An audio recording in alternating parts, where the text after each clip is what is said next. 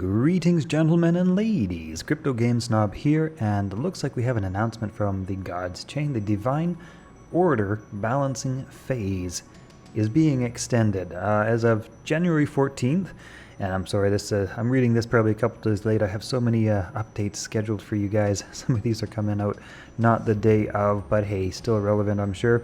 As we start moving into the final phases of Divine Order's balancing period, we've been happy with how this set's performing on the ladder, creating a whole new metagame for players to navigate. I agree, Divine Order has made the game very interesting, really spiced up a lot of the mechanics and the metas. However, the armor mechanic has proven to create some unpleasant game states in some edge cases. And in that, in an effort to prevent locking the set before we're completely happy with it, we've decided to extend the balancing for another 30 days to end on February 26, 2022. So there we have it. Roughly a month and a half from now, we're going to have the Divine Order set locked. Whatever is, whatever will be, forever and ever. That is the way locking works. During this time, we'll be taking a closer look into ways to make this mechanic really shine. Presumably they're talking about the armor mechanic. Expect to see some changes to armor, hitting the public test realm sometime after next week's balance patch. And make sure to give us your feedback, etc., etc. So they are singling out the armor mechanic as basically what sounds like the last thing that they need to potentially, by the sounds of it, potentially nerf before they're, ready to release Divine Order to lock the set. For the most part, I think armor's working pretty good. I don't see any big problems with it. Guild Enforcer was OP with 2 armor. They nerfed him. I think he's actually pretty balanced at this point with 1 armor. He works pretty well. He doesn't feel overpowered. He doesn't feel impossible, but he does feel like a good strong wall at 5 mana.